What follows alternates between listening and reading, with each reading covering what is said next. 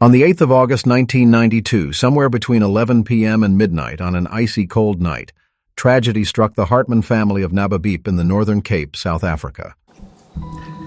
It is a cold night in Nababeep, and the winter wind is a chilly presence in the streets of the small town in the Northern Cape. Henry Hartman and a friend is walking home after a night of watching videos at a friend's place. At home, Hanna is waiting for her 17-year-old to step in. She is keeping an eye on the clock against the wall. It is 11. Henry should be home soon. But what she didn't know is that outside the dark is holding a daunting secret.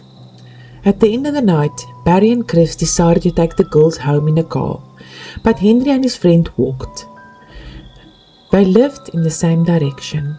It wasn't long before the headlights of a car from behind illuminated the way for the two boys. Chris and Barry pulled over. Eben was also in the car. The boys offered to drive their friends home, but they declined and the car drove off. It wasn't long until they met up again. The same offer was declined again. "Cheers!" Henry called over his shoulder as his friend entered his parents' home. Henry still had a short distance to go. Now he was on his own when the lights from behind showed up again.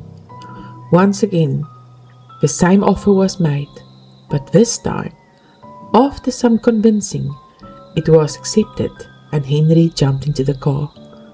However, before dropping Henry off at home, the boys took the car for a spin around the hill, standing guard over the town.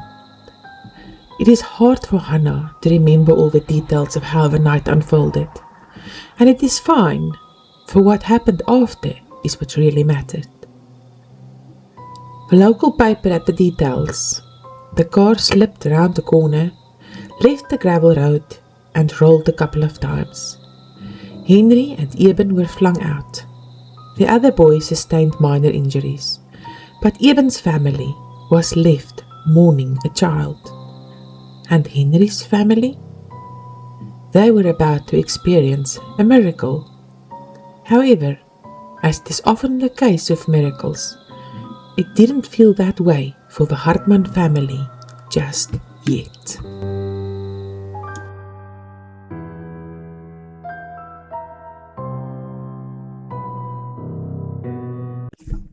It was Sunday morning and Henry was still unconscious. The doctors at our local hospital in Nababeep decided to send Henry to Cape Town in the Red Cross ambulance plane. Hanna recalled those early hours after the tragedy that tried to claim her son's life. Henry's uncle and granddad were the first to get to the dire diagnosis. Being close to Tygerberg Hospital, they were there for Henry while his parents were still making arrangements before heading to Cape Town, 600 odd kilometers from home. Henry had an immense concussion, depending on a ventilator for every breath.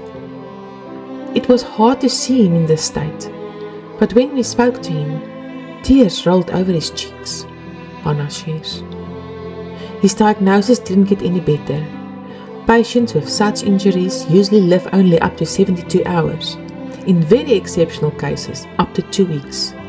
If he's still alive in a couple of days, it will be best that you take him with you, for he won't have any life function ever again. The doctor's words were brutal and almost shattered Hanna's heart.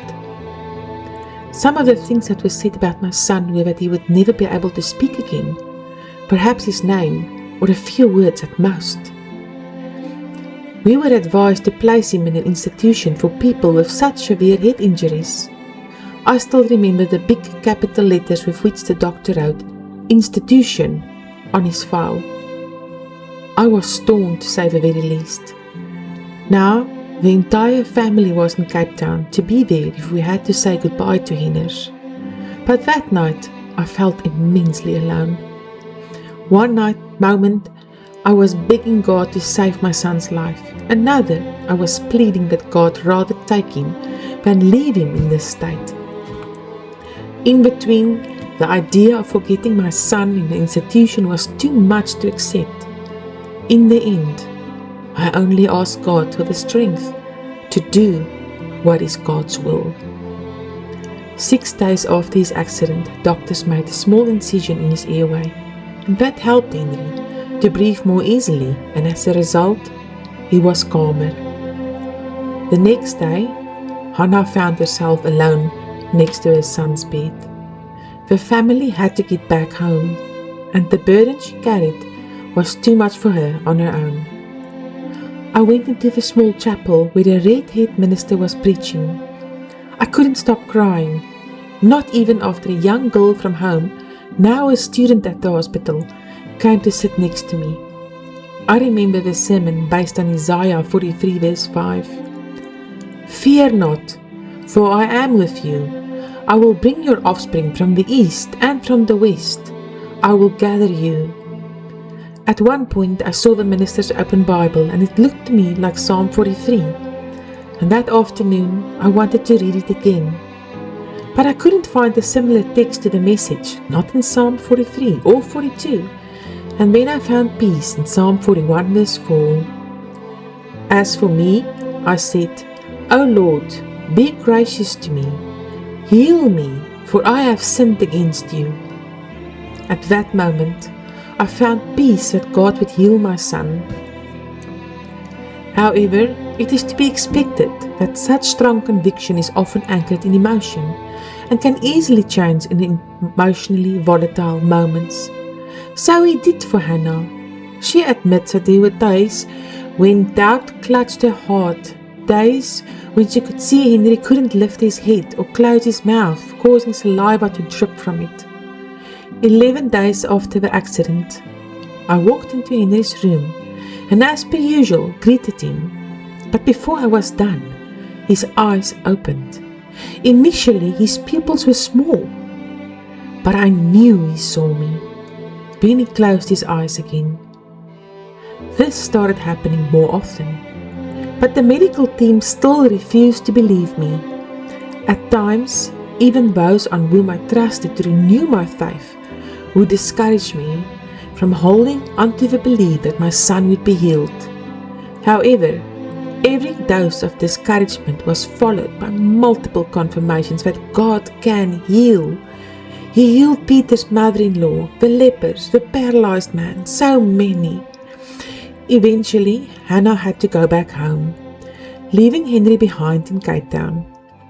It was a Tuesday morning when she read Psalm 18 verse 31. For who is God but the Lord? And who is a rock except our God? Later that day, the hospital phoned to say that they needed to make arrangements to bring Henry home, back to Nababib. Henry made the trip on the Thursday via ambulance, leaving the hospital with the doctor's departing words. If he gets an infection, don't bother to give him antibiotics. The sooner he dies, the better it is for him. The care at the local hospital was astounding. By now, Henry has lost so much weight that he's only skin and bone, but they make sure he gets enough nutrients through special feeding. Gradually, he started to show improvement, like nodding his head or lifting his shoulder when the nurses had to turn him. Slowly, he also started to pick up weight and get some color in his face. By the end of September, he smiled slightly, cried when his grandmother greeted him, lifted his head slightly for the physio, bit down if he didn't want something, and nodded when asked whether he wanted the TV.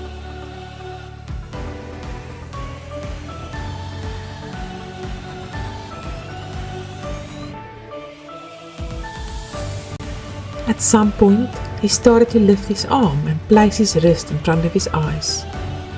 Someone recognized the gesture as looking at the time. This was when Henry got a watch. Slowly but surely, small improvements started to happen daily. He started to spend time outside, and his carers would lift him to stand. Every day, he could do so a few seconds longer than the day before. In the first week of October, Henry walked a couple of steps. We were all left amazed with tears of joy flowing freely. Around the middle of the month, they took out his trachea and later on his nose tube. Now Henry could swallow freely. By the time we got him onto a scale, the young man who once weighed 92 kilograms was only 48, and that was after he had already gained some weight. Gradually, he got stronger, but brain injuries impact more than the physical body. By the end of October, he became very aggressive, and nobody could get near his bed without being kicked or bitten. I looked at him and wondered if he'll ever be able to talk again. The words of the doctor at Tigerberg stating that he'll never be able to talk stuck in my mind. That night I read Matthew 7 verses 7. Ask and it will be given to you. Seek and you will find. Knock and it will be opened to you. And then verse 11. If you then, who are evil, know how to give good gifts to your children, how much more will your Father who is in heaven give good things to those who ask him? And I asked God to make Henry talk again. Hanna remembers vividly. The next day, my day started with Mark 11, 22 to 24. And Jesus answered them, have faith in God. Truly I say to you, whoever says this to this mountain, be taken up and thrown into the sea, and does not doubt in his heart, but believes that what he says will come to pass, it will be done for him. Therefore I tell you, whatever you ask in prayer, believe that you have received it, and it will be yours. I took my Bible to work and showed it to a colleague. I told her that I believed that Henry would talk again. The Bible was still lying open between us as we chatted about Henry when the phone rang. It was the hospital. Your son is talking, they said.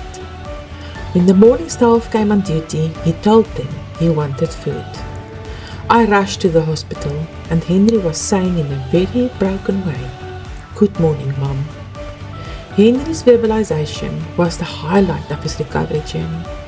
He didn't have any sessions with any speech therapist. He just started speaking. Only God can do that. On the 30th of November, Henry went home. There was still a long journey ahead for the Hartman family, but they knew they were not alone. When Henry was ready, he finished matric, excelled in athletics, won medals, and spent a year as a traveling youth worker. Since 2001, he has been working at a local hospital, living life to the fullest. Henry's life is a reminder that nothing is impossible for God, that the steadfast love of the Lord never ceases, and His mercies never come to an end. They are new every morning.